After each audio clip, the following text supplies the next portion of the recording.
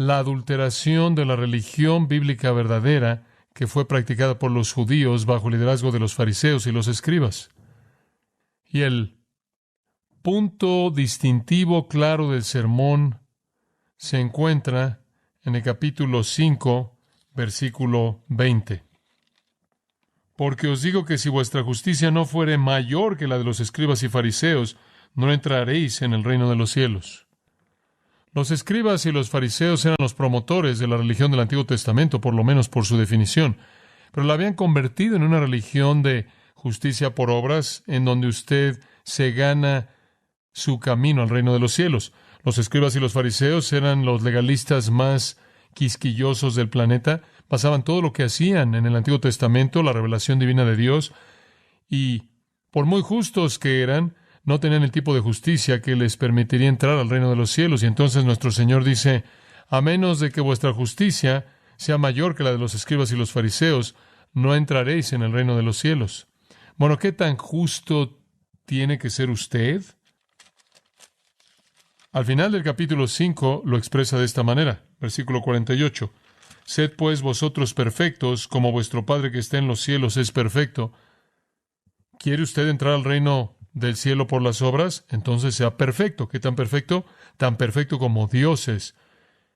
Para ganarse su entrada al cielo, usted tiene que ser tan perfecto como Dios. La religión falsa del judaísmo consistía en que usted se podía ganar su entrada al cielo mediante su justicia, mediante sus obras, mediante sus actividades religiosas. El sermón está diseñado para mostrar la insensatez de eso. Y Jesús de manera sistemática ataca todos los aspectos de ese judaísmo falso y desmantela todos ellos y los aplasta bajo el peso de lo corto que ellos quedaban. Y esencialmente les dice, en lugar de estar orgullosos por sus méritos religiosos, necesitan verse a sí mismos como pobres en espíritu. Necesitan llorar, necesitan ser mansos y humildes, necesitan tener hambre y sed de una justicia que no tienen, necesitan ser misericordiosos, necesitan ser puros de corazón, necesitan ser pacificadores. Esas son todas las bienaventuranzas. En lugar de ser orgullosos y pensar que han alcanzado el estándar que Dios demanda para entrar en su reino, necesitan estar quebrantados y aplastados bajo la realidad de que no entrarán en su reino mediante sus obras a menos de que sean tan perfectos como Dios es, y eso no es verdad de nadie. Entonces, realmente, desde el capítulo 5, versículo 1, hasta el capítulo 7, versículo 12, nuestro Señor presenta un contraste entre la religión falsa de los judíos con la religión verdadera, la religión de las obras en contra de aquella de la fe. Después Él llega a una advertencia final. En el capítulo 7, versículo 13, este es el final de este gran sermón. Y Él comienza al decir esto. Versículo 13, entrad por la puerta estrecha, porque ancha es la puerta y espacioso el camino que lleva a la perdición, y muchos son los que entran por ella. Porque estrecha es la puerta y angosto el camino que lleva a la vida, y pocos son los que la hallan. Aquí Él señala que es difícil para los pecadores salir de las mentiras de la religión falsa. Es difícil para aquellos que han sido engañados, cuyas mentes han sido cegadas por Satanás, venir a la verdad. Es difícil. ¿Por qué? Bueno, puede ver lo que acabamos de leer. Pocos son los que la hallan. No es visible de manera inmediata. Es difícil de encontrar, y no solo eso. La puerta es pequeña, es difícil de entrar, y no solo eso, sino que cuando usted entra, el camino en sí es difícil. Es difícil de encontrar, es difícil entrar, y es difícil seguir. Entonces, pocos son los que la encuentran, pocos entran, pocos caminan por ese camino angosto. Son mantenidos afuera por su propio pecado, son mantenidos afuera por su propia ceguera, y son ayudados y apoyados en eso por falsos profetas que inmediatamente son presentados en el versículo 15. Son los que están vendiendo boletos en el camino espacioso que lleva a la perdición. Falsos profetas que vienen a vosotros con vestidos de ovejas, Vienen a ustedes vestidos en lana como profeta, se presentan a sí mismos como profetas verdaderos, pero por dentro son lobos rapaces. Véanlos de cerca, por sus frutos los conocerán. Él lo vuelve a decir en el versículo 20, por sus frutos los conoceréis, vean sus vidas. Los falsos profetas deben ser fácilmente desenmascarados. Vean la corrupción de sus vidas.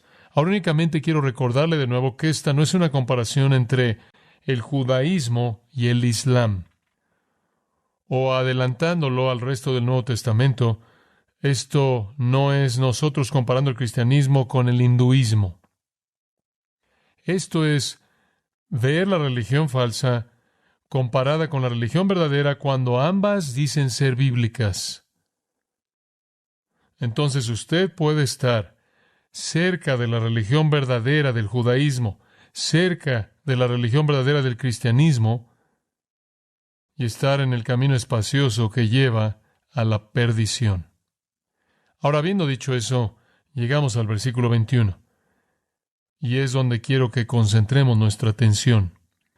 Nuestro Señor advierte, comenzando en el versículo 21, de dos posibilidades inaceptables. Número 1, mera profesión verbal. Simplemente palabras. Versículos 21 al 23. Y en segundo lugar, versículos 24 al 27, mero conocimiento intelectual. Y él muestra que la profesión verbal, incluso con respecto a la verdad, y el conocimiento intelectual, incluso en relación con la verdad, no necesariamente salvan. De hecho, en este caso, él señala que las palabras vacías y los corazones vacíos no salvan. Los dos párrafos que llevan este gran sermón a su conclusión presentan el mismo asunto. La única diferencia es que uno trata con la profesión verbal y el otro trata con una especie de conocimiento intelectual. La profesión verbal no es suficiente para salvar y el conocimiento intelectual de la verdad no es suficiente para salvar. ¿Qué estamos diciendo aquí? No es lo que usted dice y no es lo que usted conoce lo que lo salva. El Señor está hablando de nuevo no a gente no religiosa. Está hablando a hombres y a mujeres obsesionados con la religión. No obstante, en el caso de los escribas y los fariseos, eran los otros que estaban obsesionados con la religión. Eran los obsesionados consumados. Eran religiosos, pero van camino al juicio. Creen que el Antiguo Testamento es la palabra de Dios, pero se dirigen a la condenación. En las palabras de Pablo, tienen una forma de piedad, sin la realidad, sin el poder. Son presentados en el Nuevo Testamento no solo como engañadores, sino como autoengañados, como habiéndose engañado a sí mismos. Eso todavía es una realidad en la actualidad. La gente como los fariseos y los escribas, conectados con la religión correcta, conectados con alguna forma de cristianismo, pero totalmente carentes de la justicia verdadera de Dios que viene mediante Cristo. Tenemos multitudes de almas engañadas en las iglesias y en el grupo que se identifica con Jesús, que piensan que debido a que han hecho alguna profesión, alguna afirmación verbal para identificarse con el cristianismo, con Jesús, y debido a que conocen unos cuantos hechos acerca de Él, todo está bien. Nuestro Señor se dio cuenta de lo mortal que es este engaño, y esa es la razón por la que el primer sermón presentado en las páginas del Nuevo Testamento es advirtiendo cuán cerca puede estar usted a la verdad y aún así dirigirse a la destrucción eterna por el camino espacioso. Ahora, lo que es impresionante acerca de esto se encuentra en la palabra muchos. Observe el versículo 21. No todo el que me dice Señor, Señor, entrará en el reino de los cielos, sino el que hace la voluntad de mi Padre, que está en los cielos, entrará. Muchos me dirán en aquel día, Señor, Señor, ¿no profetizamos en tu nombre, y en tu nombre echamos fuera demonios, y en tu nombre hicimos muchos milagros. Y entonces les declararé, nunca os conocí, apartaos de mí, hacedores de maldad. Muchos, muchos se aparecerán en el juicio final, en un estado de autoengaño total. Son los mismos muchos, de regreso al versículo 13. Entrad por la puerta estrecha, porque ancha es la puerta y espacioso el camino que lleva a la perdición, y muchos son los que entran por ella. Muchos entran al camino de la destrucción, muchos caminan por el camino de la destrucción, y muchos se aparecen al final del camino de la destrucción. ¿Y qué dicen al final? ¿No creímos en ti? ¿Te rechazamos? No, dicen, Señor, Señor, hicimos todo esto en tu nombre, solo para oír, nunca os conocí. Esta es la más aterradora de todas las posibilidades, que usted está así de cerca y usted está perdido. Muchos, pocos, por otro lado, encuentran el camino angosto. Podríamos concluir simplemente a partir del uso del Señor de esas palabras que la mayoría de la gente que tienen algún apego, alguna identificación al cristianismo están engañados, debido a que muchos afirmarán a Cristo, pero no serán conocidos por Dios, y pocos, de hecho, encontrarán el camino estrecho. Creo que esa es una conclusión apropiada. Muchos son como las vírgenes en Mateo 25, esperando que llegue el novio. Y cuando él vino, no estaban preparadas, no tenían aceite en sus lámparas. Pensaban que estaban seguras, eran parte de el cortejo de la boda. Fueron seleccionadas para estar ahí. El día del juicio para ellas fue una sorpresa terrible. Creo que la mayoría de la gente que dice que son cristianos o que tiene alguna conexión al cristianismo se encuentra en la categoría de los muchos. Los cristianos verdaderos son los pocos. Ahora, ¿cómo es que la gente termina en este engaño? Es bueno pensar en eso porque queremos que usted lleve a cabo algo de una evaluación personal. ¿Qué es lo que lleva a la gente al engaño de pensar que son cristianos, que son salvos, que tienen una relación verdadera con Dios cuando no la tienen? Hay varias cosas. En primer lugar, un sentido falso de certeza. Y lo que quiero decir con eso es que usted basa su certeza de que usted es cristiano porque usted hizo una oración o porque usted se sintió sentimental cuando alguien le habló a usted acerca de Cristo, o usted vio una película acerca de Jesús y se sintió emocional, sentimental por la manera en la que él fue tratado, o alguien le dijo a usted, si tú tan solo dices estas palabras, repites esta oración, le pides a Jesús que venga a tu vida, si has hecho eso, eres un creyente, y alguien incluso le podrá decir a usted, si has repetido esa oración, eres salvo, estás adentro, no dudes eso. Entonces a usted se le ha dicho que es así de simple, y alguna persona bien intencionada certifica su oración como algo que es suficiente. Mientras que tú digas que crees en Jesús y digas que crees que Él murió y resucitó y quieres que Él sea tu Salvador, todo está bien. Jamás dudes eso, debes estar seguro de eso. Repetiste la oración, tomaste la acción, eso es lo único que es necesario. Es requerido eso, requiere que usted crea el Evangelio, requiere que usted crea en el Dios verdadero, Cristo, su muerte y resurrección. Requiere eso, pero la salvación no se basa en una fórmula, no está basada en una oración, incluso ni siquiera está basada en un credo, no está ni siquiera basado en una teología precisa.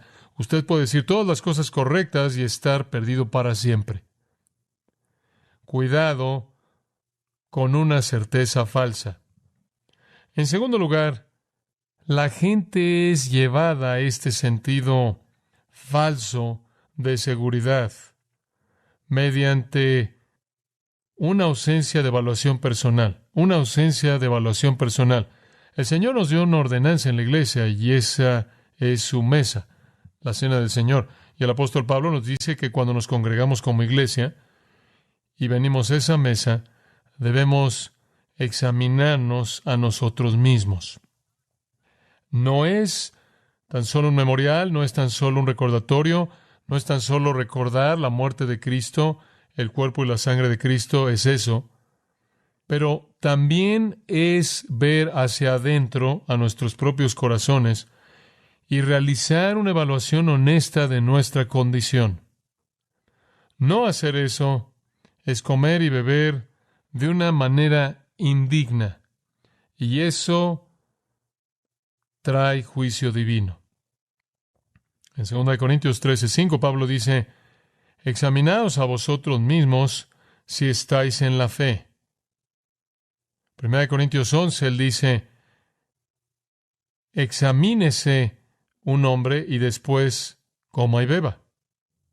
En 1 Corintios 11, él dice que se examine a sí mismo y entonces coma y beba.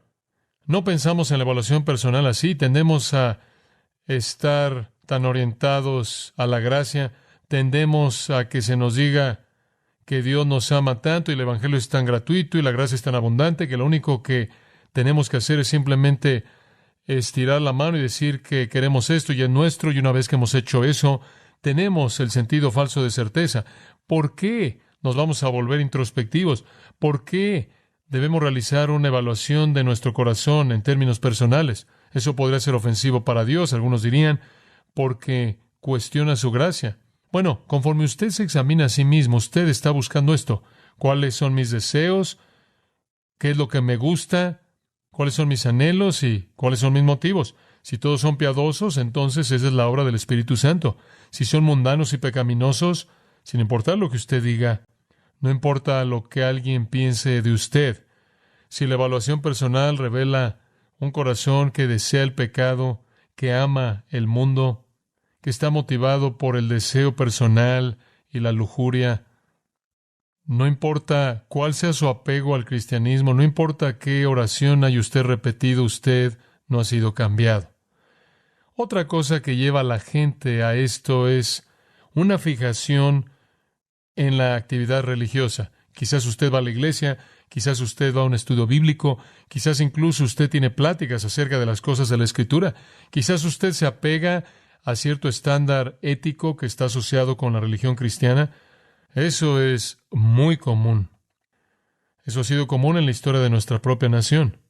Una especie de ética cristiana, judeocristiana, que ha dominado a nuestra sociedad realmente por muchos años. Ya no es así, pero así fue en un tiempo y la gente pensaba en la moralidad en términos cristianos. Y la iglesia era una prioridad mucho más elevada de lo que es ahora. Pero tener una fijación en la iglesia y la actividad religiosa es una buena manera de estar engañado. Otro es lo que llamo un enfoque de intercambio justo. La gente está engañada porque es bastante común para la gente asumir que sus buenas obras sobrepasan a sus obras malas. Entonces, básicamente, la gente piensa, bueno, no soy tan malo como algunas personas. Usted siempre puede encontrar a personas peores que usted. Si no las conoce, usted las puede encontrar en Wikipedia. Siempre va a haber gente que es peor que usted. Y la mayoría de la gente piensa, bueno, mira, compensamos nuestras obras malas con nuestras obras buenas. Y debido a que usted sabe, probablemente no estamos haciendo cosas malas con tanta frecuencia como estamos haciendo cosas buenas, vamos a estar bien porque nuestros puntos positivos compensan y son mayores que los puntos negativos.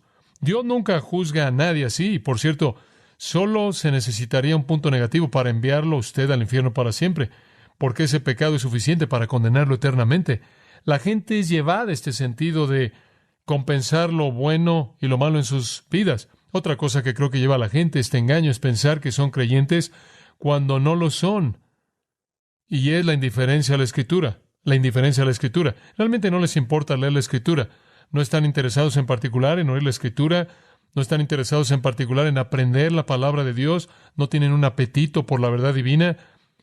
Podrían tener una Biblia, pero realmente no la leen. No necesitan leerla. No se ven atraídos a ella. No es su pan, no es el alimento de su alma. Y debido a que hay indiferencia a la Escritura, hay ignorancia acerca de la Escritura y hay una desobediencia como resultado de esto a la Escritura. Aquí es en donde usted tiene a personas que dicen que son cristianos, pero están afirmando a los homosexuales, o afirman a los del grupo LGBTQ, o no les gustan las iglesias que adoptan una postura contra eso, o están a favor del aborto, lo que sea, quizás están a favor del sexo antes del matrimonio, la fornicación en alguna forma, siempre y cuando usted se ame el uno al otro, pero se llaman a sí mismos cristianos porque tienen algún apego sentimental a uno que piensan que es Jesús, pero son indiferentes a la Escritura y en los niveles que en cierta manera he establecido realmente no tienen un interés en ella, no tienen un hambre por ella, no es el alimento de su alma, no se deleitan en sus verdades, no tienen un deseo por escarbar en sus verdades de tal manera que sus vidas puedan ser enriquecidas profundamente, no saben lo que dice, realmente no les importa lo que dice, de hecho, se ofenden por algunas de las cosas que están en la Biblia que ellos escogen rechazar. Si así se siente usted, usted se puede llamar a sí mismo un cristiano, pero usted se está engañando a sí mismo. Si usted ignora la Escritura, o si usted rechaza partes de la Escritura, o si usted discute con la Escritura o la tuerce o la manipula, bien podría ser que usted no es cristiano en absoluto. El resumen de esto es esto. Usted solo es un cristiano verdadero si usted entró por la puerta estrecha. Si usted entró por la puerta estrecha. ¿Qué es la puerta estrecha? Bueno, es como un torniquete. Usted no puede entrar con equipaje. Usted no puede meter nada por el torniquete. Usted entró con una actitud de arrepentimiento, bancarrota espiritual, la actitud de bienaventuranza, manso, humilde, quebrantado, confesando su pecado, viniendo en contrición, viniendo sin equipaje, con las manos vacías, como el himno antiguo, nada en mis manos traigo, simplemente a tu cruz me aferro. Usted viene penitente, debido a que su hombre interior, su corazón está quebrantado por su pecado. No es que usted tan solo quiera añadir a Jesús a su vida para que su vida sea más feliz. No hay un insulto más grande que decir, Señor, Señor, de manera apasionada, y ser un hipócrita.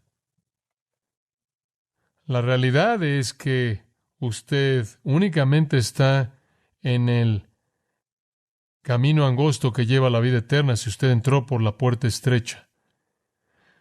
La gente engañada viene en varias categorías, por cierto. Algunos son superficiales. Se llaman a sí mismos cristianos porque creen en Dios o, entre comillas, aceptaron a Cristo, pero son ignorantes y no están comprometidos y son indiferentes a la Escritura y por lo tanto son desobedientes a la Escritura. Y después no solo están los superficiales, sino que están los involucrados. Están por toda la iglesia. Jesús los llamó cizaña y son difíciles de distinguir de los creyentes verdaderos porque conocen las palabras y hablan las palabras y conocen del Evangelio y conocen de la Biblia, pero no hay humildad, no hay quebrantamiento, no hay piedad práctica, no hay patrón de obediencia. Entonces usted tiene a las personas que son superficiales, las personas que están involucradas, y después usted tiene a los hipócritas abiertos. Ellos saben que no son creyentes, pero lo esconden por la razón que sea. Para ganar amigos, para mantener su matrimonio unido, para mantener la paz en el hogar, por algún beneficio personal, no están engañados. Todos estos tipos de personas están cerca de la verdad. Entonces, ¿cómo pueden saber los engañados que están engañados? ¿Cómo podemos identificar ese tipo de persona y ayudarle? Puedo sugerir unas cuantas cosas. Busque a personas que buscan sentimientos y bendiciones y experiencias y sanidades. Personas que están más interesadas en los resultados de la fe que en el autor y consumador de la fe, Cristo, que están más interesadas en las dádivas que en el que da. Busca personas que están más comprometidas con una denominación, cierta iglesia, cierto grupo religioso, cierta congregación, quizás más sociales que espirituales. Busca personas que están involucradas en la teología, únicamente una especie de nivel académico. Los seminarios están llenos de este tipo de cristianos falsos, que ven la teología como algún tipo de interés académico, pero no tienen una relación real con el Señor. ¿Cómo puede usted identificar a aquellos a quienes necesita ayudar? Busca a aquellos que quieren satisfacerse de manera excesiva en el nombre de la gracia, aquellos que se exceden de manera excesiva en satisfacer sus deseos en el nombre de la gracia.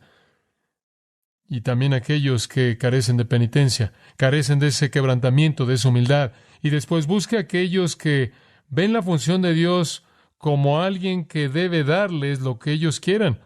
Usted ve a Dios como el que cumple sus deseos en lugar de que ellos sean los que deben postrarse ante los deseos de Dios, los cuales al final son los mejores. Todos estos tipos de personas pueden estar engañados y probablemente están en el camino a la destrucción, pero piensan que van al cielo. Entonces nuestro Señor se dirige a la insensatez de las palabras vacías. Veamos el versículo 21. No todo el que me dice Señor, Señor entrará en el reino de los cielos, sino el que hace la voluntad de mi Padre que está en los cielos. Muchos me dirán en aquel día, Señor, Señor, ¿no profetizamos o predicamos en tu nombre, y en tu nombre echamos fuera demonios, y en tu nombre hicimos muchos milagros? Y entonces les declararé, nunca os conocí, apartaos de mí, hacedores de maldad. Aquí está la insensatez de las palabras vacías. Estos son los que dicen, pero no los que hacen. Sus afirmaciones son engañosas. Dicen las cosas correctas, no viven las cosas correctas. Jesús es explícito incluso acerca de las afirmaciones. Me dice, versículo 21. Él lo vuelve a decir en el versículo 22. Muchos me dirán en aquel día. Todos sus esfuerzos religiosos están dirigidos a Él. Pero su destino final no estará basado en lo que ellos dicen. Lo que ellos dicen ahora o lo que ellos dicen en aquel día, versículo 22. Su destino final no estará basado en lo que ellos dicen. Por bueno que se oiga, y obsérvelo, Señor, curios. La primera vez es respetuoso, maestro, amo. Podríamos decir que la segunda vez, Señor, es ahora ortodoxo, fundamental, un título divino. Y decirlo 2 veces, Señor, Señor, es apasionado y celoso y refleja algún sentido de devoción, incluso algo de pasión. Y 3 veces en el versículo 22 dicen, en tu nombre, en tu nombre, en tu nombre. La actividad entera de estas personas ha estado dirigida al Señor Jesucristo. En tu nombre. Se oye tan bien. En el nombre de Cristo vinieron, profesando a Jesús como Señor, con cortesía, con ortodoxia, con pasión en devoción privada y ministerio público. Se oía tan bien. Pero, versículo 23, hicieron una confesión. Permítanme hacer una homologueo, confesión. Permítanme hacer una confesión tomada del Salmo 6:8. Mi confesión es esta: nunca os conocí. Apartaos de mí, hacedores de maldad. Literalmente ustedes, los que siempre están haciendo maldad. El anticristo es el hombre de maldad. Hay más conectados con el anticristo que con el Cristo verdadero. La profesión no tiene valor. Esto es un tipo de profanación. Tomar el nombre del Señor en vano, Señor, Señor, es peor que el que maldice en la calle. La blasfemia del santuario es más terrible que la blasfemia del callejón. Es un beso de Judas decir Señor, Señor. Y después vivir en maldad. Muchos llamarán a Jesús Señor, Señor, y nunca se someterán a su señorío. Nunca. Como el versículo 21 lo dice, hace la voluntad de mi Padre que está en los cielos. La gente en el reino hace su voluntad. Efesios capítulo 2 dice que por gracia sois salvos por medio de la fe para buenas obras, las cuales Dios ha ordenado de antemano para que andemos en ellas. Escuche Santiago capítulo 1, versículo 22. Pero sed hacedores de la palabra y no meramente oidores que se engañan a sí mismos. Autoengañados. Oidores dicen, no hacedores. La única manera posible de manifestar el cristianismo verdadero es practicar la ley de Dios. Buenas obras. Santiago lo dice de esta manera en el capítulo 12, versículo 14, la fe sin obras es muerta.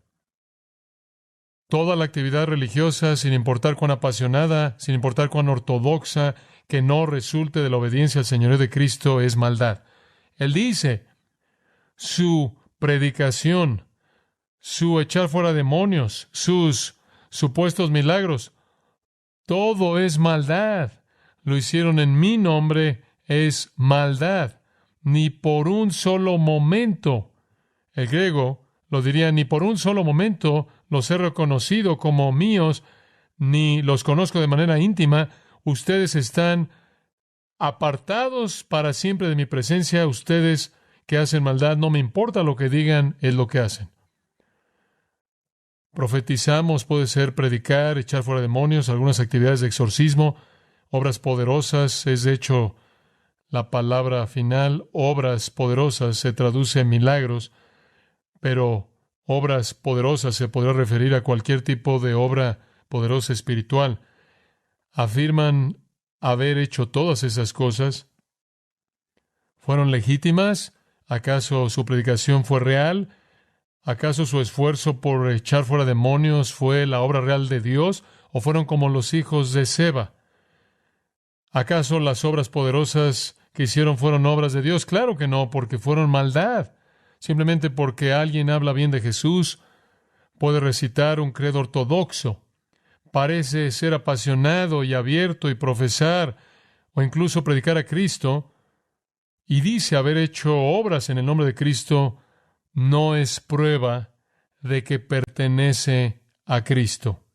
No es prueba de que no están bajo el juicio de Cristo. Aquel a quien profesan, en tu nombre, en tu nombre, en tu nombre. Y él dice, no los conozco. Pueden pensar que están familiarizados conmigo, no los conozco. Jeff O'Hare escribió, ¿por qué me llamas Señor y no haces las cosas que digo? Me llamas el camino y no caminas por mí, me llamas la vida y no me vives, me llamas el maestro y no me obedeces, si te condeno no me culpes, me llamas el pan y no me comes, me llamas la verdad y no me crees, me llamas Señor y no me sirves, si te condeno no me culpes. Estamos hablando aquí de confesión cristiana, profesión cristiana. No se engañe. ¿Acaso usted tan solo está hablando palabras vacías y usted no tiene una relación real con Cristo? Si fuera real, se manifestaría en obediencia, obediencia amorosa, agradecida a la ley de Dios. Palabras vacías. Después él pasa a los corazones vacíos para concluir. Cualquiera pues que me oye estas palabras y las hace, le compararé a un hombre prudente que edificó su casa sobre la roca. Ahí está la transición. Si oyen mis palabras y las hacen, son el hombre sabio. No es profesión, no es decir algo, es hacer lo que demuestra el poder transformador de Dios en la vida de usted. Descendió lluvia, versículo 25, y vinieron ríos, y soplaron vientos, y golpearon contra aquella casa, y no cayó, porque estaba fundada sobre la roca. Pero cualquiera que me oye estas palabras y no las hace, le compararé a un hombre insensato que edificó su casa sobre la arena. Y descendió lluvia, y vinieron ríos, y soplaron vientos, y dieron con ímpetu contra aquella casa, y cayó, y fue grande su ruina. Sea tan amable en observar. La diferencia está en si lo hace o no, si lo hace o no. Todo el que oye mis palabras, versículo 24, y las hace, versículo 26. Todo el que oye mis palabras y no las hace, Y aquí él presenta la insensatez de los corazones vacíos. Los corazones vacíos. De nuevo, esta es una conclusión tan poderosa de su sermón. Ambos oyen sus palabras. Observa el versículo 24. Cualquiera pues que me oye estas palabras y las hace. Versículo 26. Cualquiera que me oye estas palabras y no las hace. Esa es la realidad distintiva. No que usted oyó. Incluso ni siquiera que usted profesó creer. Es un contraste entre la obediencia y desobediencia. Entre oyentes obedientes y oyentes desobedientes. Ambos oyen estas palabras mías. Los cristianos profesantes y los cristianos que poseen, ambos se ven iguales. Ambos se ven iguales. Ambos están construyendo una casa espiritual aquí. Ambos esencialmente están haciendo el mismo tipo de cosas religiosas.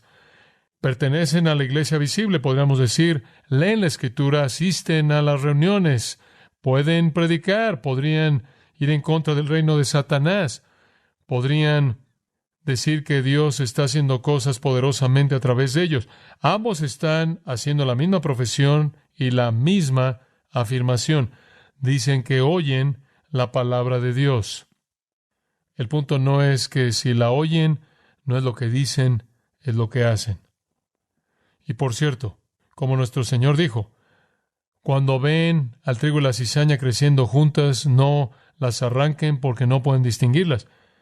Se nos recuerda eso aquí, de nuevo. Únicamente la tormenta va a revelar la condición verdadera. Las casas se ven iguales. La gente que está viendo las casas no conocería la diferencia hasta que la tormenta llegara. La tormenta manifestará la verdad. Las semejanzas son obvias. Ambos construyeron una casa, la vida de la actividad religiosa. Las construyeron con los mismos materiales, sin duda alguna, en el mismo lugar. El mismo lugar es obvio porque la tormenta que viene es para ambas. Entonces construyen con los mismos materiales, construyen el mismo tipo de casa religiosa, la construyen en el mismo lugar y de alguna manera la construyen de la misma manera porque la única distinción entre las dos casas es el cimiento. Aquí está el punto. Uno construye sobre Petra, cama de roca. Uno construye sobre Amón, arena del mar. Un hombre es un necio cuando construye sobre la arena, porque cuando viene la tormenta, la casa se colapsa. El hombre que construye sobre la roca, cuando viene la tormenta, permanece firme. Entonces, ¿qué significa construir sobre la roca? ¿Acaso Dios es la roca? ¿Acaso Cristo es la roca? Usted podría defender, como algunos lo han hecho, que la roca es Dios a partir de Deuteronomio 32, Salmo 18, Salmo 89. Algunos defenderían que la roca podría ser Cristo en varios pasajes, pero es bastante claro para cualquier lector que la roca es estas palabras mías. Estas palabras mías. Versículo 26, pero cualquiera que me oye estas palabras y no las hace, le compararé a un hombre insensato que edificó su casa sobre la arena. Está construyendo sobre la palabra, versículo 24. Cualquiera pues que me oye estas palabras y las hace, construyendo sobre la palabra. No solo de pan vivirá el hombre, sino de toda palabra que sale de la boca de Dios. Pablo le dice a los ancianos efesios en Hechos 20, les estoy dando la palabra que tiene poder para sobreedificaros, una vida de obediencia construida sobre la palabra de Dios. Esa es la prueba de la salvación real. Conocer la palabra, amar la palabra, obedecer la palabra. Este es el reconocimiento de la sumisión verdadera al señorío de Cristo. Y realmente resume el sermón entero. Nuestro Señor ha estado mostrándole a los líderes judíos y al pueblo judío que necesitan tener una actitud bíblica hacia sí mismos en la primera parte del capítulo 5, y después una actitud bíblica hacia el mundo que los rodea, y después una actitud bíblica hacia la palabra de Dios.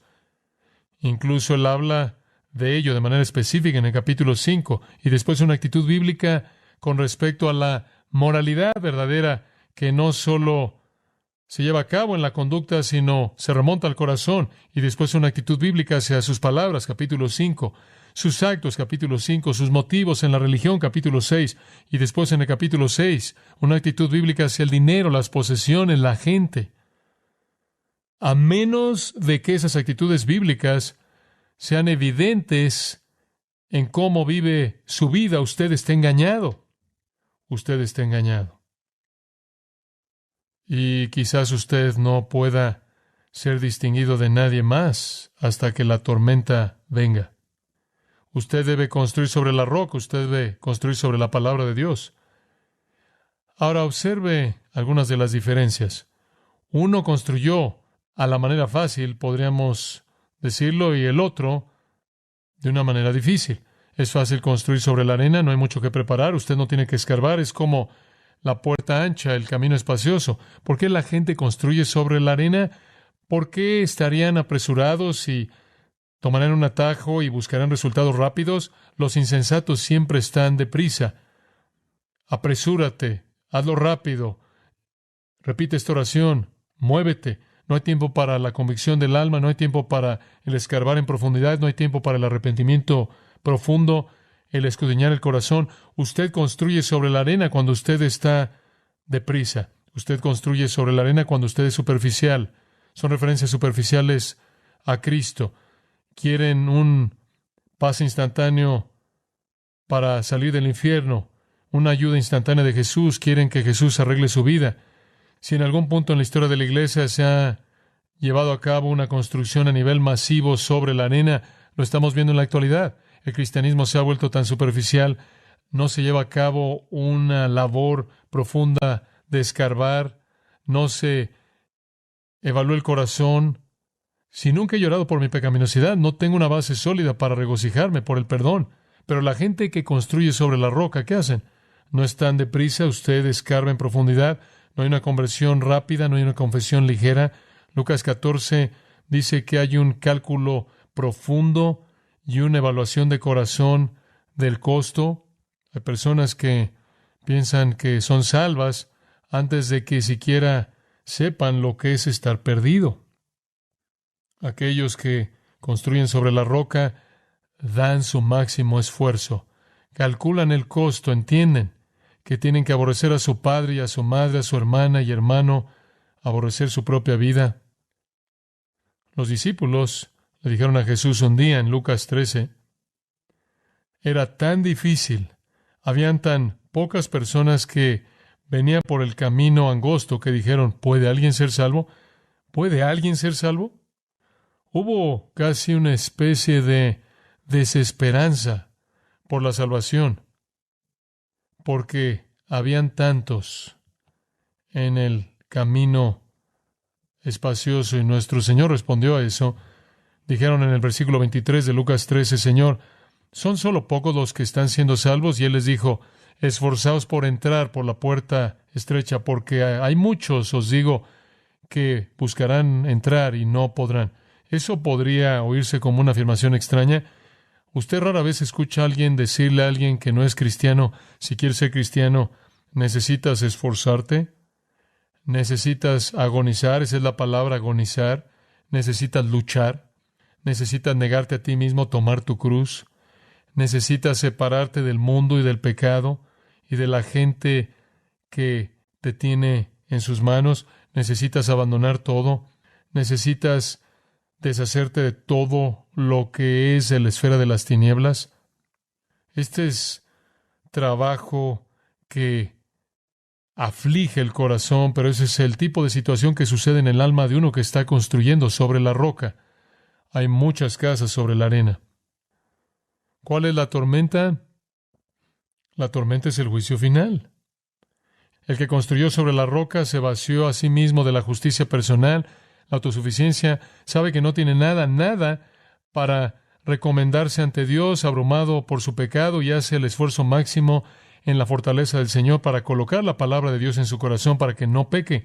Él está interesado en el amor genuino, en su relación con el Señor.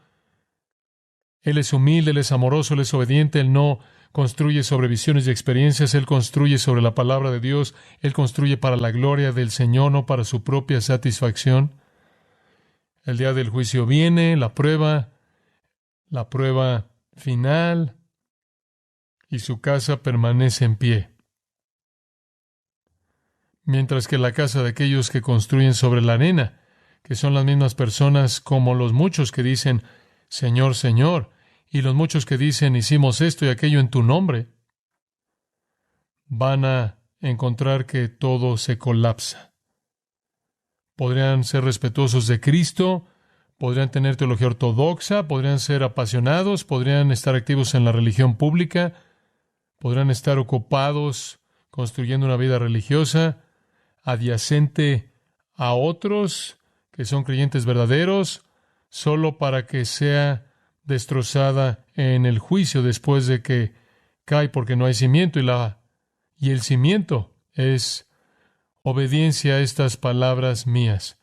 Vive en una vida bíblica.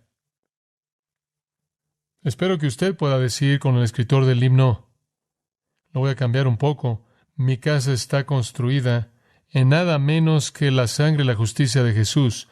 No me atrevo a confiar en el marco más dulce, sino apoyarme de manera completa en el nombre de Jesús. Sobre Cristo, la roca sólida, estoy de pie. Cualquier otro suelo es arena movediza. Cualquier otro suelo es arena movediza. Proverbios 30, versículo 12 dice esto: hay generación limpia en su propia opinión, pero no se ha lavado de su inmundicia. Entonces vea su propio corazón y pregunte, ¿en dónde estoy? ¿Soy uno de los que están construyendo sobre la arena porque no estoy construyendo sobre la palabra de Dios y una vida de obediencia a su palabra? Esta es una invitación y es una advertencia. Y fue contundente y debe serlo. Y la respuesta, versículo 28. Y cuando terminó Jesús estas palabras, la gente se admiraba de su doctrina. Se admiraba, estaba